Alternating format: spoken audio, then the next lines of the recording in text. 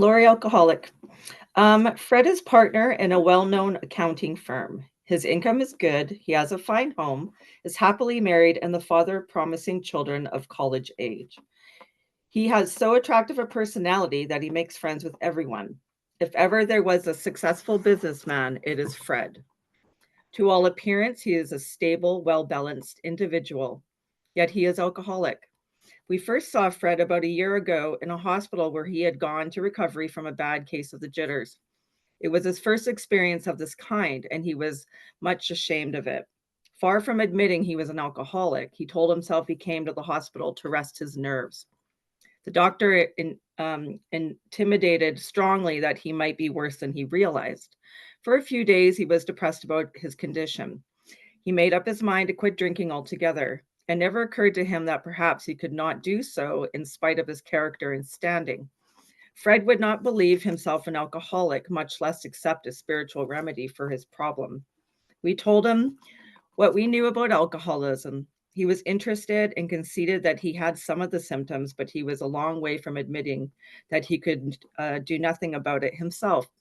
He was positive that this humiliating experience, plus the knowledge he had acquired, would keep him sober the rest of his life.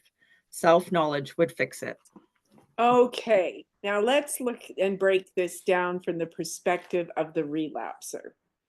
Okay, I want you to reflect back on the first time that somebody brought up to your attention that you might just have a problem. Now, for many of you, this could be the first time you were institutionalized, whether it's a jail, whether it's rehab, whether it's the hospital. Institutions are often one of the first experiences that we have that tell us that all is not right. So I've underlined the sentence here halfway down that says, to all appearances, he is a stable, well-balanced individual. Now think back, at some point, did people think that you were stable and well-adjusted? Did you hide what was going on with you from other people? Were you secretly full of self-loathing, knowing that you were sick, but were afraid to share it with other people? Now, then the next sentence says, so identify with that. So then it says, we saw Fred a year ago, and he's in the hospital for the first time with a case of jitters. Jitters was just another name for he's detoxing, he's in a bad way, and such that he has to go into hospital. And then notice that the word ashamed, I've circled that, because whether it is alcohol, substances, disordered eating, we don't want to tell the world what is really going on with us. So the next sentence says, far from admitting he was an alcoholic. Wow, that's powerful, because if you asked me if I had taken a drink or used, even when I was high or drunk, I would say, no, I haven't. Absolutely not. Even though I'd be slurring my words and cussing and falling down, I would deny it. And I see every single person in here has nodded their head. So already we're identifying with the early stages of Fred the accountant. And then we use excuses, and I've underlined rest his nerves. Oh yes, I have a nervous disposition. That's my problem. I'm a little more sensitive than the average person. Actually, my problem is I drink far from normally. And when I start taking drugs, watch the limits. It's never enough. One is never enough. So the doctor intimates strongly. I love that. He's intimating strongly. That's like, he's pretty much friggin' telling you that you might have to quit drinking altogether. How many times have people said to you, maybe you shouldn't drink anymore. Maybe you should drink less. Maybe you should do this or that, right? The one thing that we know is we're not going to be told what to do, especially in early sobriety. The more you told me that I had a problem, the more I was going to deny it. So then it says he's made up his mind to quit drinking altogether. And I've written next to that, how many times did I tell myself that? Regardless of what I've told other people, how many times would I wake up with that terrible sense of despair and humiliation the following morning going, oh shit, I did it again. And then a lot of times it was to blackout. So I was grateful for that because I didn't really know. But here's spoiler alert, the longer you're sober, you start to get some of those memories back. And then there's amends that we have to add to and go back and do it. Blackout isn't forever. Blackout, I truly believe, is our selective remembering. Because if I remembered everything I'd said and done to everybody, I think I wouldn't have been able to bear myself. But that's just me. So Fred says he's not believing him. Read that. Fred says, I don't believe I'm an alcoholic. And then the next part, this is, you got to circle this, much less accept a spiritual remedy. First of all, don't tell me I got a problem. And then most of all, don't tell me God's going to fix it. Like, come on. I don't have a higher power. I don't believe in God. I have no real connection. And you just keep telling me pray on it and that's going to solve my problems. I'm sorry, I'm out. And that's how I was around AA for decades, because I wasn't willing to entertain step 2 and open my mind that maybe there was just a power greater than Jill. So the last line, and then it says, he was positive that is, I've underlined it, humiliating experience. What is that? That is another definition in your homework for what's unmanageable. Can you see the connection? Your humiliating experiences are directly related to your drinking and using. We're not just asking about you being generally humiliated in life. We're saying connect your unmanageability in your life today that is directly related to you consuming. Okay, it's not the economy. It's just not having a bad day. It's because of your drinking. And then we own it. And then that final sentence, I've underlined it, highlighted it, asterisked it. Self-knowledge would fix it. Now, what do we know?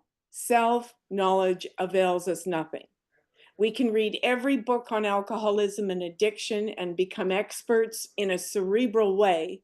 But when it comes to owning it and getting out of our own way and accepting a spiritual remedy, well, at this point, our accountant isn't ready to do that. So let's carry on reading from We Heard No More of Fred. Okay. We heard no more of Fred for a while. One day we were told that he was back in the hospital. This time he was quite shaky. He soon indicated he was anxious to see us. The story he told is most instructive, for here was a chap absolutely convinced he had to stop drinking, who had no excuse for drinking, who exhibited splendid judgment and determination in all his other concerns, yet was flat on his back nevertheless. Okay, so this is, coming to terms with step 1. Identify with it. Identify back to the point where people started talking to you about your drinking or your using or whatever was going on, and you didn't want to know and just outright plain denied it. I did. So then you've ended up in, as he has, in rehab or institutionalized or had some major confrontation, whether it's a loved one, an intervention, or whatever it is. Someone's called you on it. And you've said, okay, no, that's not me, but I'm going to do better on my own.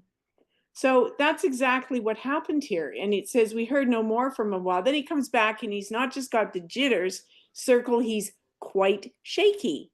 What is that evidence of? Progression of the disease. Ask yourself, and this was last week's homework, how has your disease progressed? And this includes recording physical symptoms. If you've discovered you were jaundiced and how long it took for you to get clear eyes again, that's a progression from the previous time. If you ended up with broken teeth and a broken jaw, if you ended up without a roof over your head, or whatever the case may be, or maybe somebody just saying, I'm done with you. I can't bear this any longer. That's the progression of the disease. And then it ends with, I've highlighted this, he had to stop drinking. He had no excuse for drinking. So at this point, he's not even blaming something. And when we blame something, I've had people go out on election results that didn't even involve the country they're living in. What is it? That's what you're drinking at. I don't like the politician that was elected. I'm very disappointed, so I'm going to get drunk. I didn't get the contract and my business is in trouble, so I'm going to drink at that. My mother isn't talking to me anymore. I'm going to drink at that. My dog died. I'm going to drink at that. I mean, these are not the reasons we drink. These are the excuses for doing what we do. So, and it ends with highlight flat on his back, nevertheless. In other words, it happened again. And this is why, as relapsers, we're chronicling the pattern of our drinking behavior and how it's progressing. Because the relapser, at least for me, I just, for some reason, after a while, and I started feeling good again, just thought I could do it again. So I hadn't come to the point of admitting that I was powerlessness. Now here, he is starting to realize he's powerless because he says a chap absolutely convinced he had to stop drinking. That's an admission of being powerless over alcohol. But what hasn't he connected? That all the unmanageability in his life is due to that. Okay, carry on. Okay. Let him tell you about it. I was much impressed with what you fellows said about alcoholism, and I frankly did not believe it would be possible for me to drink again.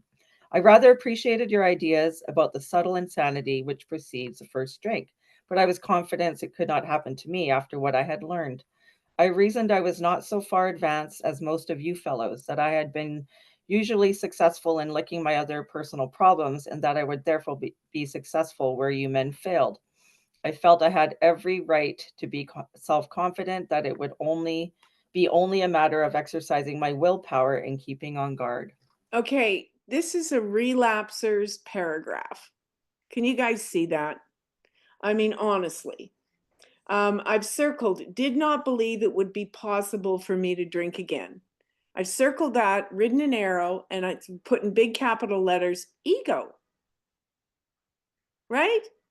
I'm saying that I'm in control and I'm not going to do this again, contrary to all the evidence pointing to otherwise.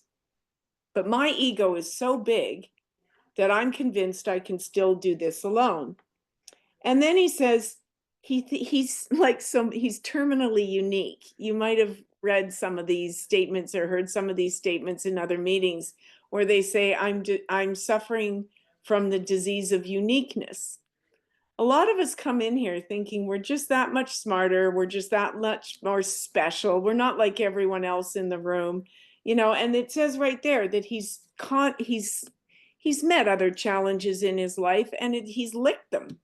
So he's assuming that alcohol is going to be exactly the same. And he says, I have every right to be self-confident. I've underlined that and written in big letters, delusion. Delusion. Think about your last debacle. Think about your last case of jitters. Think about your last whoopee party. All these things it refers to. I mean, come on. Anyone going into this yet again thinking that the result is going to be different, we know it's a bit of insanity. It's a delusion. Okay, let's switch. Bethany, you're not able to read for us tonight. Gord, can you pick on in this frame of mind?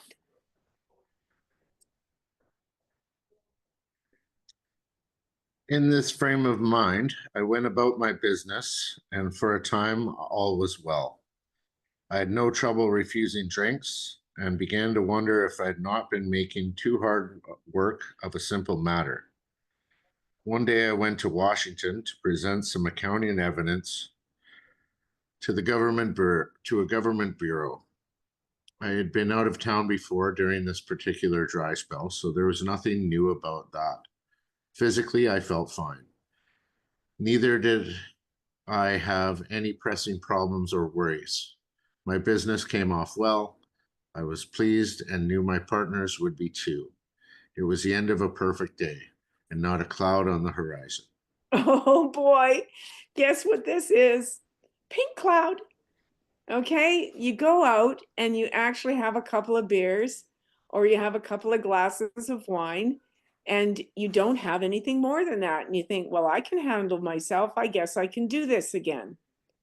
And you may even complete and go back to work and do something for a week and you have no temptation and everyone thinks, yeah, okay, you got it this time. So this is the pink cloud. Beware of this frigging pink cloud. I've got this. He says it, and here's the warnings. I've been out of town before during this particular dry spell. So he's recognizing right there, it's a dry spell. He hasn't surrendered to anything. He hasn't got a spiritual program. He's doing this on self-will. Physically, I felt fine. Oh, that's dangerous. We all have felt that one. I'm back exercising. I'm eating better. I'm starting to feel like my body's my own again. My head is clear. I'm having a bit of success in my business. My finances are cleaning up. I've done a few amends. Business came off well. End of a perfect day. Not a cloud on the horizon. Put next to that in big letters, warning. Now ask yourself, have you felt that way before a drink? Have you felt, hey, I've got this. I've got enough sobriety and I got 20 days. I've got 5 weeks. I've got 5 months. I've got this. I've seen people do it after 22 years. We're always alcoholic. It's never negotiable to pick up that drink again. But the alcohol, it's a very patient disease. It's going to sit there the rest of your life, one day at a time, waiting to take us out. And the good news is, by not letting that thought turn into an action and repeatedly interfering with it, we break the pattern one day at a time. We cannot afford to get complacent. Does everybody understand that? Okay, carry on, Gord. I went to my hotel and leisurely dressed for dinner.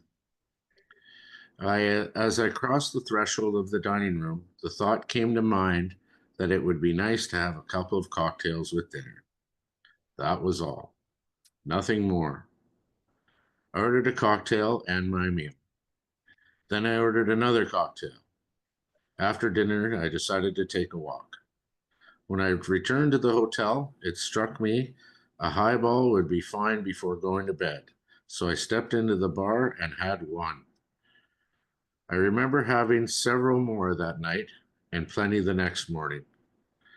I have a shadowy recollection of being in an airplane bound for New York and finding a friendly taxicab driver at the landing field instead of my wife. The driver escorted me about for several days. I know little of where I went or what I said and did. Then came the hospital with the unbearable mental and physical suffering. Okay, so the italics are the gem in here. Highlight the italicized sentence. As I crossed the threshold of the dining room, and here's the bit to circle, the thought came to mind. Okay, this always starts in our thinking, but our thinking doesn't take us out, right? We're not drunk just because we get the idea, or we're not high because we got the idea. What happens is we act on the idea. So this is where we need to be super mindful of what's going on in our brain, or if you're having dreams about it, right? The thought is on your mind. Double down. That is your subconscious telling you that you need to take a pause here and acknowledge that you have no power. Because here's where it's starting. The idea is there. That was all, nothing more. And then he orders the cocktail. And unlike last time, the preceding paragraph, during his dry spell, where he successfully went out and just had a couple of drinks and did civilized business, this time without warning, he's taken out. And he doesn't remember. And he continues drinking the next day. Geez, has that ever happened to you? I mean, that's me in one, right? And then I've circled in the sentence. So I stepped into the bar and had one. And I've got little smiley face with horns. You know, it's the first drink that gets me drunk. Whether it's that night or not isn't the point. Once I've actually put it in my body again, it's like sugar.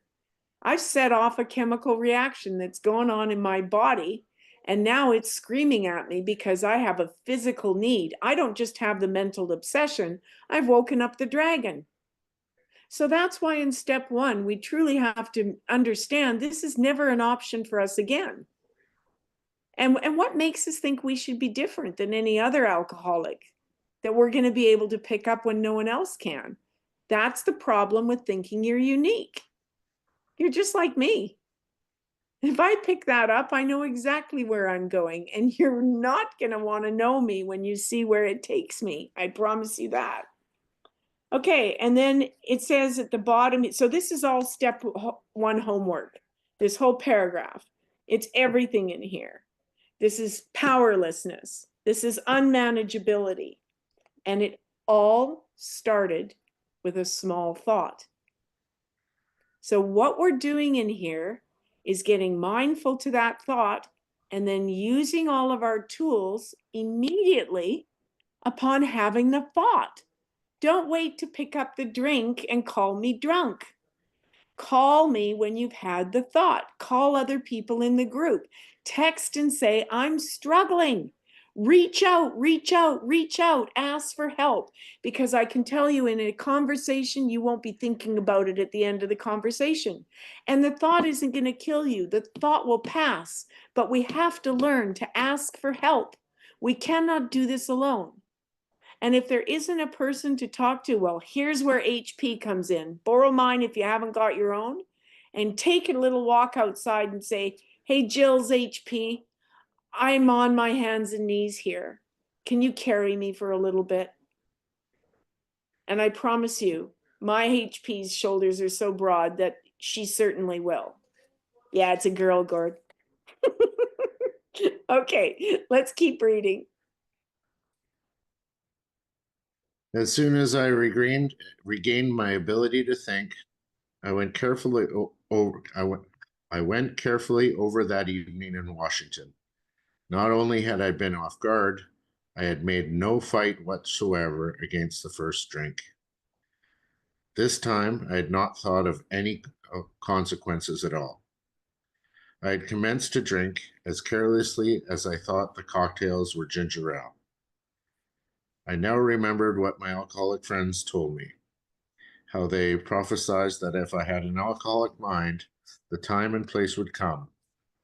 I would drink again. They had said it, though I did raise defense. They had said that though I did raise defense, it would one day give way before the trivial reason for having a drink. Well, just that happened and more. For what I had learned of alcoholism did not occur to me at all. I knew from that moment that I had an alcoholic mind. I saw that willpower and self-knowledge would not help those strange mental blank spots. I had never been able to understand people who said that a problem had them hopelessly defeated. I knew then it was a crushing blow. Okay, this is a very important, I know that I keep saying this is a very important paragraph, but can you see the progression here? Okay, can you see that first now he's so bad, he's saying, as soon as I regained my ability to think, and we all know from detoxing that it can be days before we can even think properly again. I've had people I've worked with that are got so much neuropathy and their eyes are so bad that they can only listen to recordings. They can't actually sit and read the big book. And you guys have met some of them. Now then it says, I'm off guard. There is no defense against the first drink. You can't guard against it. Alcoholism is patient. It's going to find you. So if you haven't admitted you're powerless over it, then it'll find you. And then he's surprised and he said he made no fight whatever against the first drink. Well, we don't. Because unless we've got a solid program, the occasion's going to come where we're going to do it again. If we don't have a spiritual program, if we don't have tools that we use, I'm just telling you, and you know from your own experience, you're going to do it again. Certainly, we cumulatively have enough experience in here with relapses that we don't have to go out and do any more experimenting from watching what's happened to each and every one of us in here. Okay, and then he says he got careless, so he's hit the F it switch. He doesn't care anymore. Well, I've had one, and we have all had that feeling, I'm sure. Well, I've done it. I've had one glass, so I might as well finish the bottle. And I bought two, so I might as well finish the second one. And they deliver, so now a bottle of vodka sounds like a good idea. And I better have something in the morning to deal with my jitters. And off to the races we go again. And then he says at the bottom sentence there, if I had an alcoholic mind, here's what he'd been prophesied. So I'm telling you this just like he'd been told by all Bill and Bob. If you've got an alcoholic mind like I do, the time and place will come when you will drink again. And it can be for a trivial reason. That's what you drink at. You know, the election of another country's president can be an excuse to drink. I've seen people drink over garbages getting dumped in the street and having an argument with someone. Good reason to drink. Okay, so the last sentence here, I've highlighted this too. I knew from that moment I had an alcoholic mind. Okay, that is when you really do step one. When you say, I've got this thing, I'm not going to start making excuses for it anymore. I'm going to really grow up and take responsibility for my disease because I'm allergic to alcohol. But I'm not going to try and do it just on willpower. And because it says, I saw, and highlight this one in red, pink, and purple. I saw that willpower and self-knowledge would not help in those strange mental blank spots. I call it like going into a trance. I get the idea, and then I'm like hanging from a roof, observing my body go into a liquor store and buy that bottle, even though because I've been in the program long enough, I know there's no way I should be doing that. Alcoholics Anonymous totally killed any enjoyment I ever got out of drinking, because at least it educated me that it's not negotiable for me. But I'd have this strange mental blank spot, and I would do it again. And it could come completely out of the blue. Not if you've had that experience. Out of the blue, you just went and had another one. Write about it. Try and really figure out, you must have had the thought. When did the thought happen? Sometimes it comes out of the blue. Sometimes for me, it was premeditated. It was an occasion coming up and I was already planning it in my own head. Or sometimes for no reason, I was on a pink cloud and it just took me down. So it's saying here, I had never been able to understand people who said that a problem had them hopelessly defeated. I knew then. It was a crushing blow. I don't think it was a crushing blow. I think it was the beginning of acceptance. I think this is the beginning of truly doing step one, where I sit down and say, okay, I can't do this. I'm no different than the accountant. I'm no different than the jaywalker. If you've been identifying with the paragraphs that we've been reading, you've got this thing. So you can carry on fighting it and getting in your own way and trying to take the reins back and find an easier, softer way. But we know from experience where this is going to take us. So this is why the spiritual program is necessary. Without that element of getting out of self and relying on people in the program and a higher power, I'm always going to be defenseless against that first drink. Okay, let's carry on with two of the, Shafina, I don't know if you're there and want to read, but I think Gord, I'm really enjoying you reading this. So I want you to, two of the members. Sounds good, Jill. Two of the members of Alcoholics Anonymous came to see me. They grinned, which I didn't like so much. And then they asked me if I thought myself alcoholic and if I were really licked this time. I had to concede both propositions. They piled on me heaps of evidence to the effect that an alcoholic mentality, such as I had exhibited in Washington, was a hopeless condition. They cited cases out of their own experience by the dozen. This process snuffed out the last flicker of conviction that I could do the job myself. And so this is really where we put down our fight. Okay, you know you're like me. I know I'm like you. And we have enough evidence.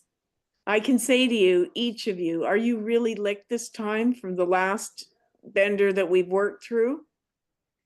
And you can go, yeah. But at the end of the day, until you've got to this point that you've said, and I've circled this these last lines, I have a hopeless condition. I accept that. There's no self-will or Jill power that is going to get me through this. And then the last sentence is surrender. That's a definition of surrender. It's beautiful. This process snuffed out the last flicker of conviction that I could do the job myself. You are not alone. We are all in this together, and we've got a higher power overseeing the whole thing.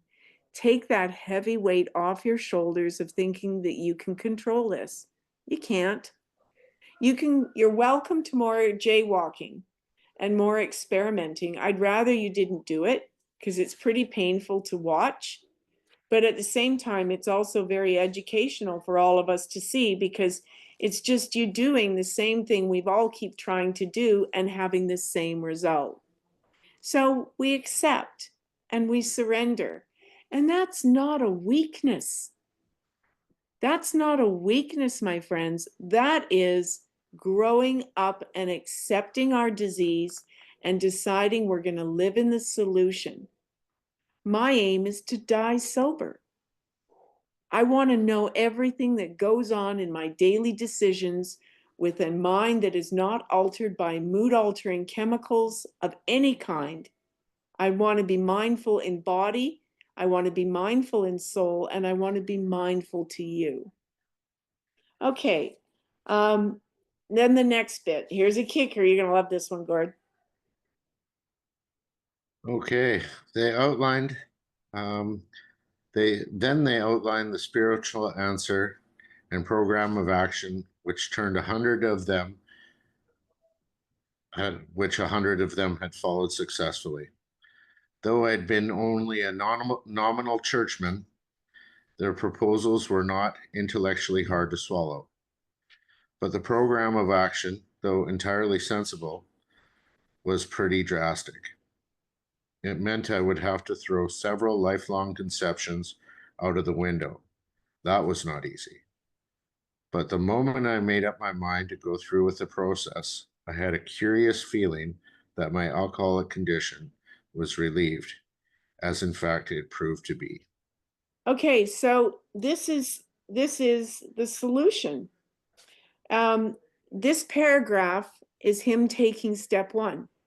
Can you guys see that? He says, they've told me now it's more than that. It's actually part of step two as well, because he's been told you're going to have a spiritual answer in here. And we've got a program. And at the time, reason it says 100 men is there was only 100 people in Alcoholics Anonymous when this book was first published. And then he says, okay, I knew something of religion, so it's not going to bother me much, the concepts. But he said, there's this program. Wow, it's pretty drastic. I'm going to have to throw out, and I've highlighted this one, several lifelong conceptions out the window. Do you know what that sentence is? That is the beginning of every set-aside prayer. God, higher power, let me set aside all the prejudices that I have of what I think I know that this program is about, my disease, what it's about, my relationship to AA, my experience with AA. And that's not easy. It's not easy to come in here and say, okay, I've got this thing. I'm going to do exactly as you tell me to do. I fought it, man. I fought it for 23 years. I've had 16 years sobriety, but I did it again because I had this. And it came at me when I least expected it. I found 6 beer in a garage that were really old at 11 o'clock in the morning when I was cleaning the garage, and I drank all 6, and I don't like beer. I have no defense against the first drink. I wasn't doing the program. I had no steps done, and I certainly wasn't going to meetings. So it took me out, and I was out for a while. Okay, so I want you to reflect on that, because that is this accountant taking step 1. And can you see where it has, step 1 is the only step. You hear me, I keep saying this, the only step we can do perfectly. But we have to do this step perfectly. We have to be all in, because if we come in here with reservations about whether we're powerless over alcohol, we're going to drink again, because we know it's the fantasy of every alcoholic that they're going to be able to go out and drink like normal people again. We have to totally and completely and irrevocably let go of that.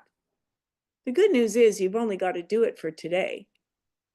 And if especially in early sobriety and when I was relapsing, if you told me I'd never drink the rest of my life, I'd say, well, I'm not signing up for that, because it just seemed like too big of a commitment. But you asked me to not do it for the rest of today, I can restart my day at any time. Yeah, I can do it. I can get my head on the pillow sober tonight. I can manage that. But really think about that. And then so that sentence, it meant I would have to throw several lifelong conceptions. And I've written next to that, set aside prayer. And you're going to have 5 more examples coming up of where the rest of the wording from the set aside prayer comes up. So mark that, because it's really good fun when we get to writing our own set aside prayer. Okay. And then he says he's going to get into the process. What is the process, guys? It's the 12 steps. I'm committing to the program. I'm going to do all 12 steps with a sponsor, or I'm going to stay stuck on step 1 the rest of my life and relapsing the rest of my life. So I can stick with my own thinking, my own experimentation, and prove to myself for another year or 2 or 3 how far I can lower my standards and then fail to meet them. Because we know it's a progressive disease, and we know from monitoring our own history that we're going down with it. We're not getting better with it. Okay, let's carry on.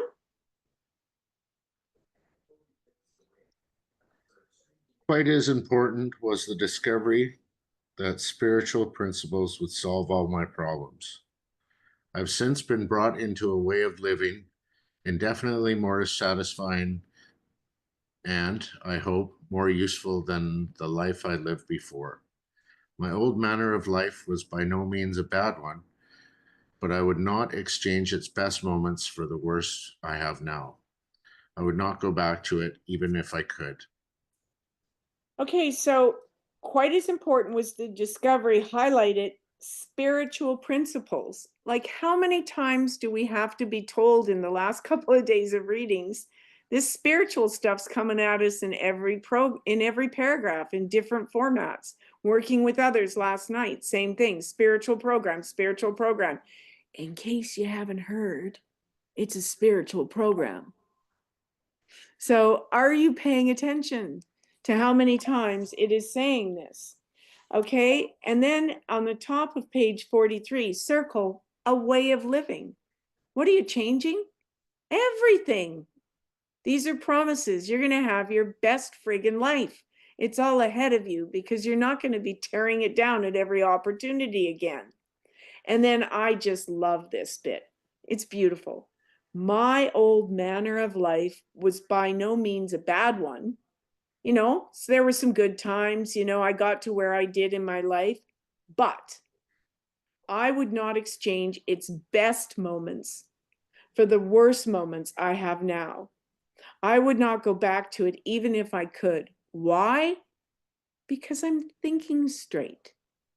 Even if I don't end up making the best decisions, if I've got a connection to my higher power and I've really turned it over, I can't make a wrong decision because it's not my will. Do you get it? This is important. You can't make a bad decision in sobriety. There may be consequences. You may still have some lifey things happen, a bad financial decision or a setback that life throws at you or whatever, but you're sober and you're making those decisions informed, and anything that happens as a result of it, you're going to be able to cope with. Why? Because you're not screwing up your brain and your behavior with a substance. So I'm going to I just want to read this last paragraph. Fred's story speaks for itself. We hope it strikes home to thousands, not like him, like her, like anybody who still thinks they can control their drinking. Okay? He had felt only the first nip of the ringer. In other words, he didn't lose everything. He went to rehab 3 times and was progressively worse each time until he finally surrendered. But he didn't die. He didn't lose everything. And you don't have to either. Your rock bottom is when you decide to stop digging. Because there's plenty more depth to go down. You can lose everything you've got right now very easily. And you know that. If you're honest with yourself, you can burn your house down. You can burn every relationship down. You can burn everything that you've got going for you in this life down if you carry down that path. But you've got to make that decision yourself. Am I going to get out of my way? Am I going to stop trying to make excuses from why I'm not all the way in the program? Am I going to give a spiritual thing a go? Because now they've told me how many times it's a spiritual program. Okay. And then it says most alcoholics have to be pretty mangled before they really commence to solve their problems. And remember what I said last week, yet. Look at every person that is worse than you, or you perceive to be worse than you. Like the guy that was in the hospital clothes lying on the bench outside the community meeting that we went to in Vancouver at 10 o'clock in the morning. He'd obviously come from the hospital and gone and got a hit and was passed out on a park bench at 10 in the morning. That could be me. I could put my face on that man because that so easily could have been me if I'd continued on the path I was going. So next time you go by somebody that is off their heads on the street or in a sleeping bag, look at that and put your face on it. I'm not being dramatic. It's just they too once had a life like ours. Everybody's got their story. So I'm going to stop recording there and open it up to shares.